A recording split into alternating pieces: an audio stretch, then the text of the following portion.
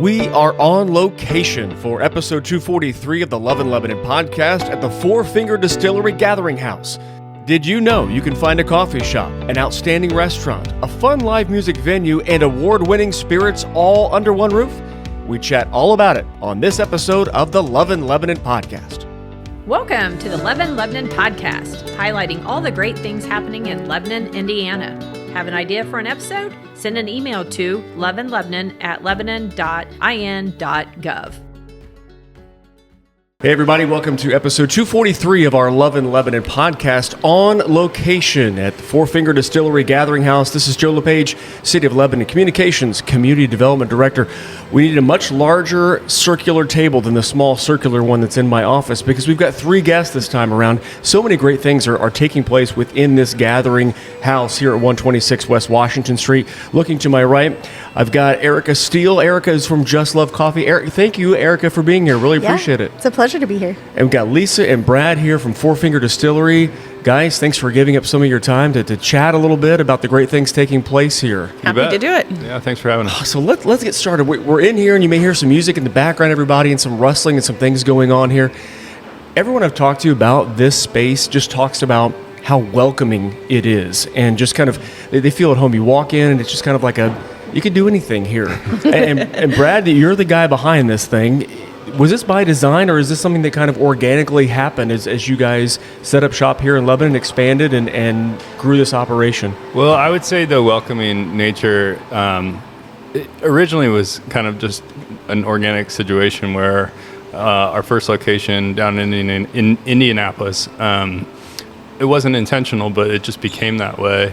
And as we moved forward and opened the spot here in Lebanon, we knew we didn't want to change that vibe at all. And, we try to be a spot where you can come in before or after court in your suit, or you can come in from the construction site and get a great drink or a great coffee and have a good time and just let your collar down. And Lisa, when I've come in here, it has been exactly that, where it's been some people that are getting off work and it's very business centered, or there have been business meetings, in fact, in here. And there are other times where it's young people. I have 3 interns and they love coming in here and just hanging out. It's just that kind of vibe, like Brad was saying, where it's very welcoming and fun. Yeah, we love that. We try and do that, and I think that we have many different kinds of seating here. We have huge round tables that can fit a lot of people. We have smaller tables if you want to just sit by yourself. We have comfy couches and chairs, or you could just belly up to the bar. So, yeah, we were supposed to be 4 guests wide, everybody. Tony with the Gathering House Grille was also supposed to be here, but I'll ask you also, Erica, was that kind of feel, was that something that attracted you guys to this space? And there's always been kind of that, but we needed some kind of coffee location here downtown. Did that make this an easy fit, kind of that vibe, being able to welcome you guys as well? Yeah, absolutely. That's always kind of been the vibe of our cafe in general, is just a gathering space. And the first time I actually came to Four Finger was for a meeting with the Boone County Chamber of Commerce. I'll get that right. And we were here meeting and talking a little bit about our cafe, and I met Lisa, and Lisa was like, "It's funny you're here. We're actually kind of throwing around the idea of having a coffee shop in this space," and right off I felt like, man, it just fits, because who we are, we're about gathering community, over a cup of coffee, over just conversation, and it just really fit the vibe here, and we're just so excited to be here. Yeah, and it seems like that similar synergy, and talking with you, Brad, before we hit record about just kind of relationship with Tony and how, Erica, you guys expanded and grew into Lebanon. You guys also are growing into Lebanon as well. On the Go Catering is up 52, up in Mechanicsburg, everybody. You probably know that. But from Mechanicsburg to downtown Lebanon, that kind of made a nice fit for you guys, and the Gathering House Grille has been a fantastic addition as well for you guys. Yeah, absolutely. They've, On the Go's been around for a while, and it was a great fit to be able to bring them in. They'd been kind of on our radar for a while. And when the opportunity to have them come in and kind of change up the food situation in here, and bring in kind of more of a Americana style, we just thought it was a great fit for the square, really. Yeah, and we kind of, again, before we hit record, everybody talking with Brad on the phone earlier, and both previous offerings, Gorditos and also Taco Alibi, great folks, great food, but maybe this was a a better fit, you're kind of saying, that kind of fits the vibe, the overall kind of feel you guys were going for or hope to kind of create here? Yeah, the food from both those previous groups was outstanding, and I think a lot of people really enjoyed it. But we've definitely got comments that people were interested in some other offerings, and so when Tony came in and kind of pulled out all the stops with the Coney bomb and all those sorts of crazy things he does, we feel like it really fit the spot. So yeah, and the thing I like too is we talked about, it doesn't matter if you're coming off work or starting your day. It's such a wide variety of options. You can get a family dinner here. There have been reunions that when we've been in here, folks have stopped in. This is kind of the meeting place, the gathering house, if you will. What does it mean to you guys to be able to provide that space, whether if it's early morning, your cup of coffee, or the chai tea latte I'm got right in front of me here? Appreciate that, Erica. What does it mean for you guys to be able to go breakfast, lunch, dinner, late night, being able to have live music as well, to be able to have that whole kind of day taken care of? I think it really caters to this area. This is obviously a new concept for Lebanon. There's not one place that I really know of around here that offers that. So if somebody's coming in, we've had several people that work from home that just don't want to sit at home anymore. So they may get here, have coffee, they may stay the afternoon, have lunch, and they're like, well, shoot, there's a band tonight, so let's go home, drop off my stuff, and come back home and listen to the band that night. We have music every weekend, Friday and Saturday nights, and it's just, you can sit and listen to it, you can dance. There's literally something here for everybody. And was it tough for you guys to kind of shake and we're still dealing with it in the office where I currently reside, next to the mayor's in the municipal building, where more booze. Oh man, it's going to be another one of those places to get a drink, and that's going to be kind of it. Kind of difficult for you guys to shake, or think people are finally kind of becoming educated along those lines? I don't know if it's just because of my role in this space, but people tend to tell me the positives instead of the negatives, and so overwhelmingly, I hear people very excited about it. When we first announced that we were coming, there was plenty of internet warriors that wanted to say negative things about it. Very politely put. That's good. It's. I think once people step in here and they realize we're not some just enormous dive bar or something like that sort. So, kind of what Lisa was touching on, and we've got people working from this space, daily. We have business meetings. We have had wedding receptions here, bachelor parties. It's kind of, we kind of can catch all the events in your life. And so I think that's a different deal than just a liquor spot. So. But you guys do make phenomenal stuff, phenomenal spirits and award-winning stuff. And so if we can kind of just paint with a broad brush everything we've got here, and Erica, we'll start with you. From the first start of your day, you guys offer all the coffee offerings you can ever imagine. That's right. We're open every day starting at 8, and we have coffee, teas, dirty sodas, and also a full food menu, breakfast and lunch served all day long. So everything from breakfast sandwich, breakfast bowls, to grilled cheese sandwich and chicken sandwiches. And so we've got a little bit of something for everyone. Also some pastries and, muffins and things like that we bake here in-house. But really one of the things I would say that just attracted us so much to this location is the fact that it's got a lot of space where community can happen, and and that's really one of the things that we're really hoping to kind of expand to is to be open to places for meetings, for Bible studies, for just gatherings. Obviously a place to co-work. We've got free Wi-Fi and things where people can come in and sit for a while between meetings and that type of thing. But the other thing that, I would say is just the amount of community outreach that this location does and houses. And that's what's so exciting. We look at what happens here on the weekends with the winter market and art classes and just all kinds of great events that just keeps this place hopping and something for everyone.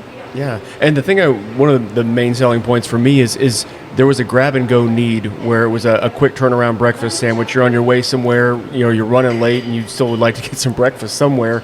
Didn't have time to make it at home, and you're able to stop by here, grab it, and then go about your day. That's one of the things I like most about your location. Yeah, and the other great option is we do have we're on DoorDash, and we have our own app, and so you can order ahead, place the order, and then swing by and pick it up real quick. So if you're in a hurry, we've got options for that as well.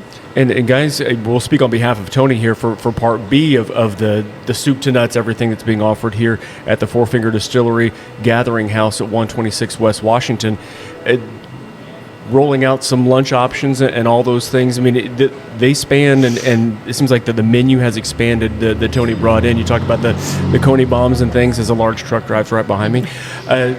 But the offerings they've had continue to expand and evolve kind of based on need. And looking at the menu, I mean, everything from, cheese curds, which we love here in Indiana, and all your smash burger needs and wings and all those things. And they have a great product here, and they're expanding more of their lunch offerings for the folks that come in. Yeah, so their catering is an enormous menu options. I mean, they can make it all, really. And so they've been super fluid, trying to watch what people are liking, what they're not, and I think you're going to see just continual change, gradual change, bringing new menu items on and pulling things that aren't quite as popular off, and which is, for me, is fun because, every few weeks maybe you'll get something new to try and all that. I made the mistake. I came to the winter market and was texting with my sons and saw they had the Philly cheesesteak, and then now that's whenever I'm out, it's, are you close? Can you get just bring up a Philly cheesesteak? But I mean, they do have just about everything that fits your palate or your kids, and being able to do that as well as coming over and grabbing the grilled cheese if you need to grab that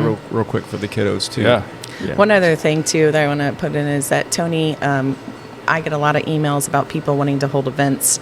So in the email, I will include Tony, and they have the option of either renting partially out the space or fully. And you can order off of the menu that he offers here, or you can go straight to his catering menu too. So he's offers so many different things. And it sounds like that speaks to the continued versatility of the space. Yeah. And being able to do that, just kind of talk about the bachelor parties and things along those lines. And if we can kind of talk about the spirits you guys make as well, and we're going to kind of talk about the future of this space and kind of what it holds, but award-winning spirits and fine liqueurs here.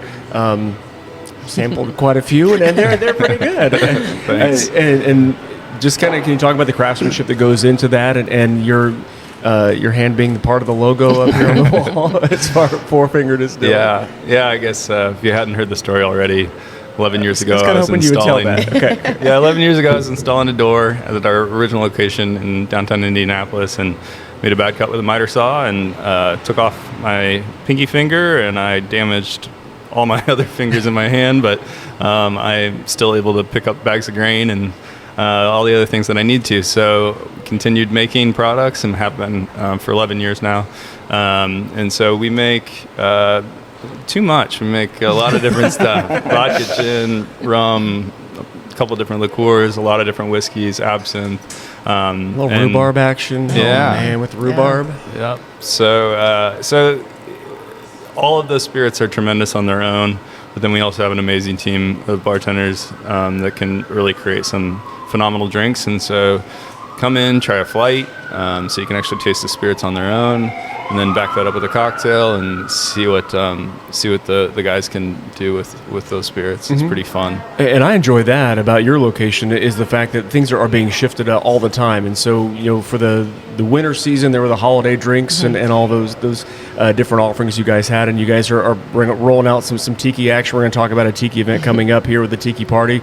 But it seems like there's always kind of a wrinkle going on. There's always something that you're letting your geniuses behind the bar there kind of add their own kind of flavor on stuff, Lisa. That's one of our favorite things, is that we want our bartenders to be a part of it. So typically we'll change our menu, every 3 to 4 months. But what the process is that we get our bartenders, they get to choose. So our spring menu will be coming up in March, and all of them will get to create their own cocktail, and then Brad and I will come in and we'll taste the cocktails, and see who's going to make the cut for the menu, which is kind of fun. It's a hard job. We hate that night. It's awful. We have to taste all these cocktails. But they've grown so much since we opened. You know, a lot of our bartenders have been here from the beginning, and a lot of them had never made craft cocktails. And Brad's really good at he's kind of the genius behind all making. He knows what profiles go together and the tastes and everything. And so he can give them a lot of direction. They'll start with something and he'll be like, hey, let's try this, or take this away. Let's add this. You need more of this. And just to perfect the cocktail before we get it on the menu. Mm-hmm. And one of your newer bartenders is a friend of mine, and just seeing the joy on his face pointing to the one that made the cut, that was on the menu. They love we had that. to get it and try it. That speaks to the quality of life and the quality of workplace that you guys have, that you have some bartenders that have been here. Yeah. Hey, Chris, over there. But being able to have some newbies there, too, that's got to be a great quality of place if they want to stay or join the team, that type of deal. Absolutely. And I think one of the biggest things is that I would probably say a huge amount of our bartenders they start out as our regulars, and they love it, and we get to know them really well. And sorry, here comes an ambulance. So we picked the busiest day for sirens, police, and oh geez, hope everybody's okay. They start off as regulars. They love our drinks. They love to come in here, and it just kind of organically turns into, so what do you do? Well, I do this during the day, but my nights are open.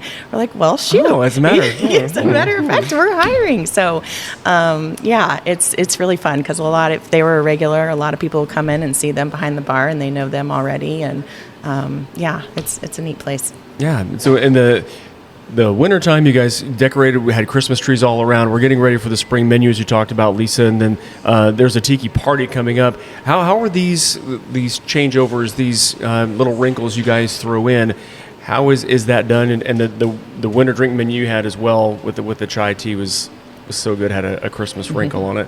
How do you guys come up with these things that they kind of float to the surface as ones you need to roll out throughout the locations that you have within this under the roof here?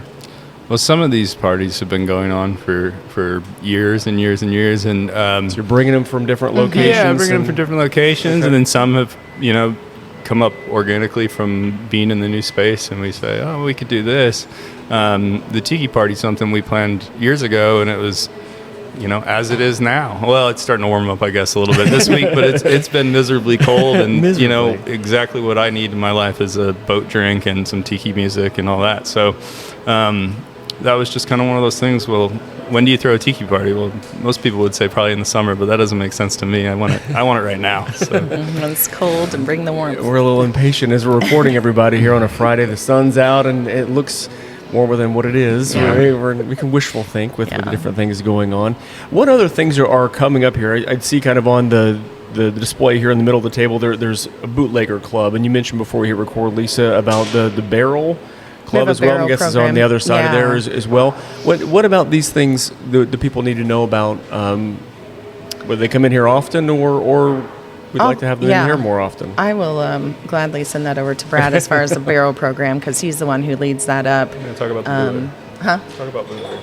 The Bootlegger Club. Yeah, this was, we had done this several years ago, and for this location, we hadn't started anything yet and kind of changed it up. It'll be available at all 3 of our locations, but it's a program where you can buy into every year.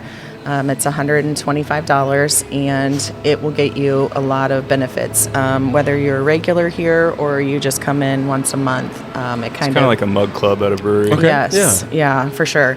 So you get 10% off of bottles. You get discounted cocktails. We're going to throw a party for our bootleggers once a year. You get early bottle sales on, Brad will do some collaborations or some special things, and they'll get early releases on that. So it's kind of neat to just say you're a part of the Bootlegger Club, and they get their own card, so they get to present their card. Sucker out. Yeah.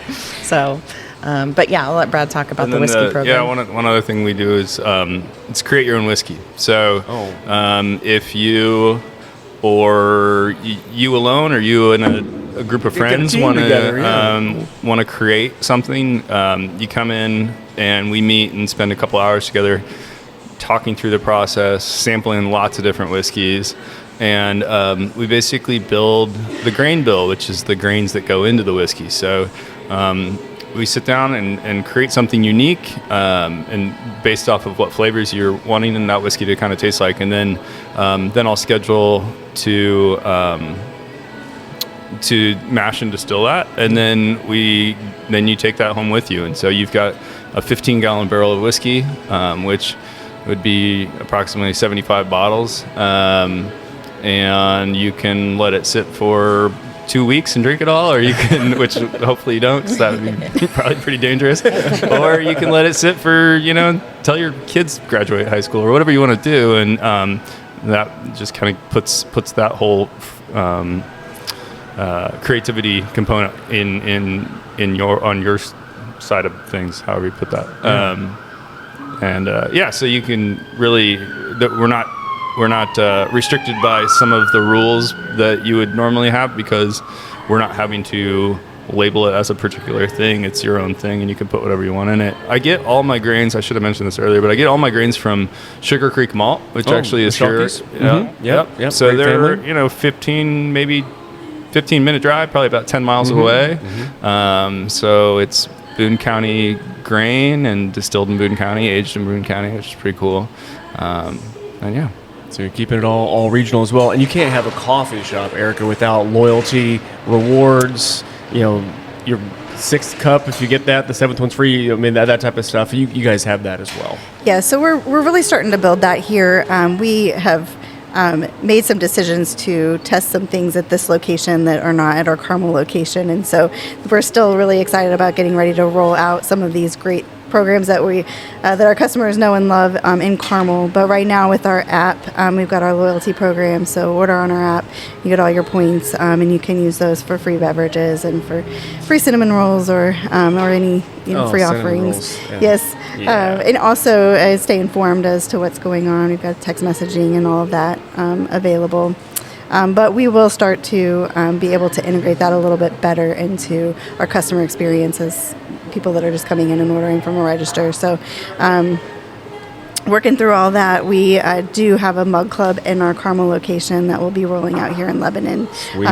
We're just really trying to kind of get our feet under us with this location, learn what our customers are asking for. That's something that's super important to us, is that we're responding to the needs of in the desires and wants of what the community wants. And so we're constantly listening, especially with things like syrups and just special requests that people are asking for, so that we can make sure that we're also catering our menu to the Lebanon community. And so we opened in October here in Lebanon, and so we're still kind of really trying to get our feet under us and build rhythm. traction. We're very excited for this weather change, to hopefully see a few more people out and walking the streets a little bit more. But we just love being here and happy to serve. And you talk about kind of being in this space, and not to put you on the spot with something else, but how does the collaboration work? I know, but as I was setting up, you guys were kind of game planning a little bit. Do you guys sit down as it's 3 different entities all under one roof? How do you guys kind of chat about stuff and stay on the same page? And you guys all 3 have different social media platforms, and encourage everybody to seek them out and check them out to stay informed. How do you guys kind of chat to make sure everybody's on the same page, menu items, and you kind of talk about the holiday weekend and another event that we may tease a little bit towards the end of the pod. But how do you guys kind of stay aligned while you're operating in 3 different streams? Yeah, so it can be tricky at times, because you get so busy with your own and you're like, oh, shoot.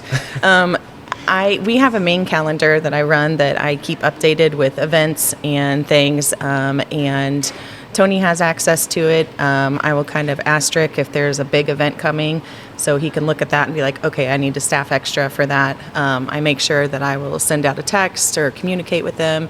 A big event that we might tease, that I was just talking to Erica about, that we want them to be open during a specific event, which is not normally their business hours, but they could definitely benefit from it.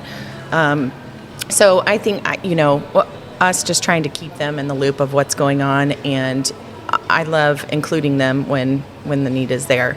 If they can benefit, and we're like, you know what, let's be open from 9 to 10 or 9 to 11 for a special coffee drink or something, or because not everybody comes in and wants liquor or beer. So if they could offer, different things that we can't offer, then I think that's really important. Mm-hmm. And it's got to be important to have that kind of the right people to be able to kind of Yes, work with and collaborate with Yeah. and give and take and all those things. Yeah, for sure. I think all three of us work really well together, and just trying to stay communicated with each other. Mm-hmm. I mean, we're all not here at the same time. That's okay. I was going to say, we're not all here at the same time, so a lot of texting and emails go back and forth. So. Mm-hmm. And while we're not open during the day, I'm typically here during the day doing production, so I cross paths with Just Love a lot, so we're able to keep connected, and then Tony and I have to text a little bit more because we don't cross as much, but yeah.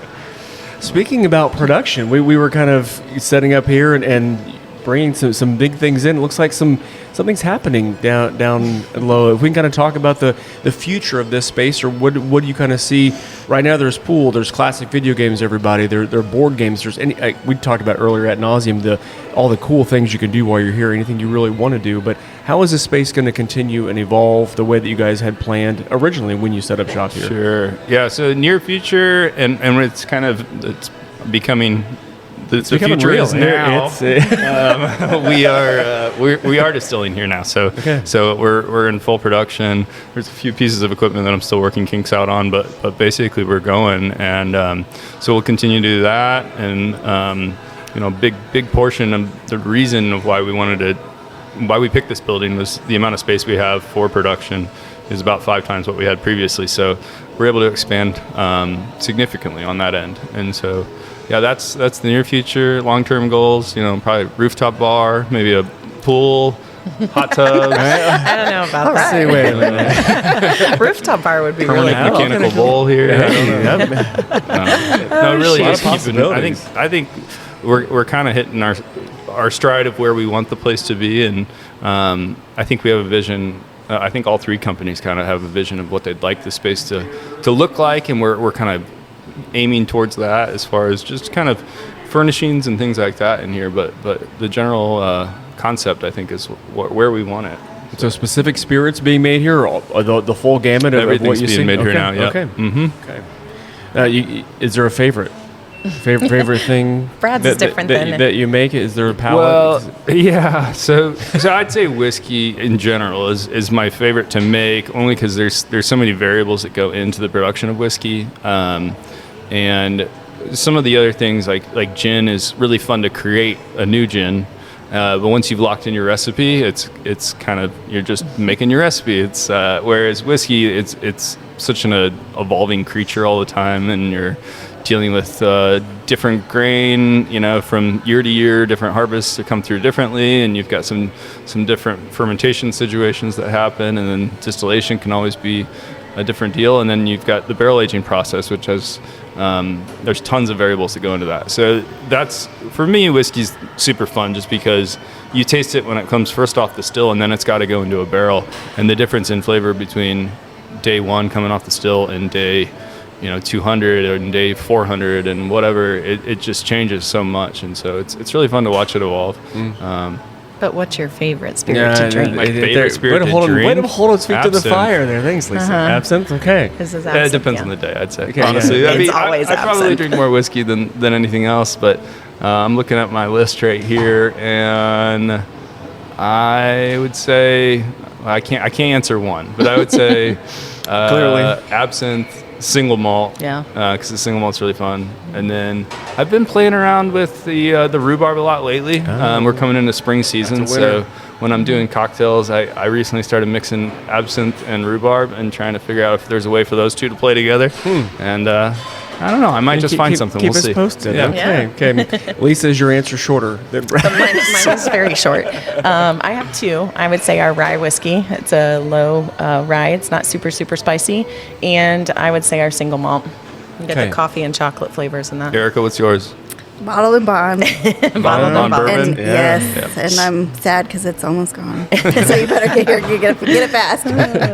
Now, playing this song again, Tony's not here to ask his favorite thing. Do you guys have a favorite thing for the Gathering House Grill? And I can start if you need to take a look at the menu.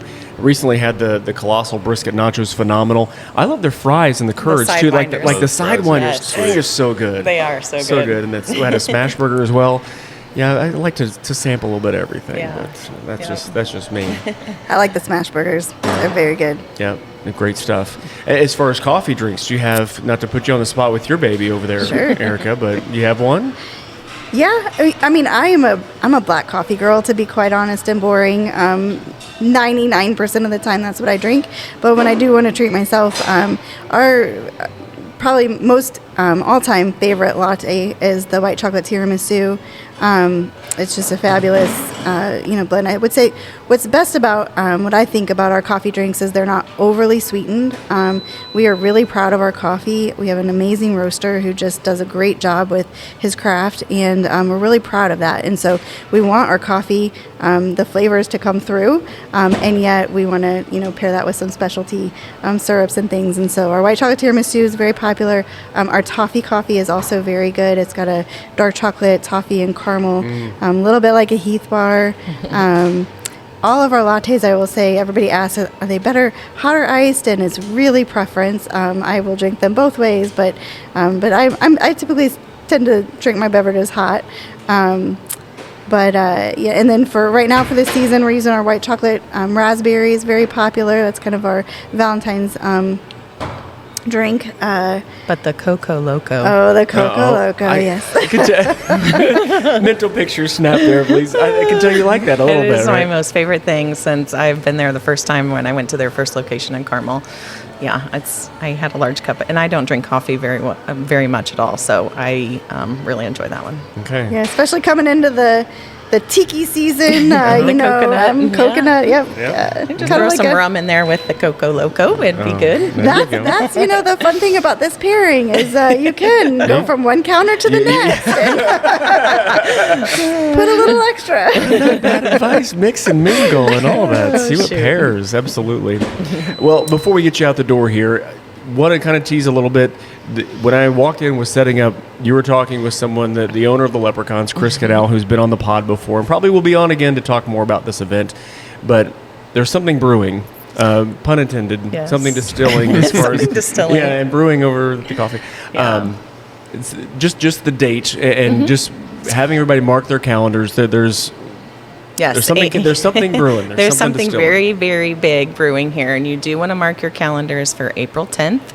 And when you see things on social media that start that, my best advice is to get whatever we're offering very early, or you might miss out. Way to be vague, but also to the point. I know. That's perfect. So cryptic. So maybe a ticketed deal, and you may need to strike, and there may be some exclusivity there. Yes, for sure. And it'll be a wonderful day and night. So something very unique that has never been to Lebanon, on my knowledge. So And it's going to be phenomenal. Yep. It's going to be great. Well, guys, thank you so much for being here on the podcast. Really appreciate it. I hope we get to do this again, and we've kind of talked about maybe even doing it again sometime soon. Yeah. But appreciate it. Thanks for having us. Thank you for having us. And thanks for joining us, and thanks for listening, everybody. More episodes coming your way of our Love and Lebanon podcast. Stay tuned.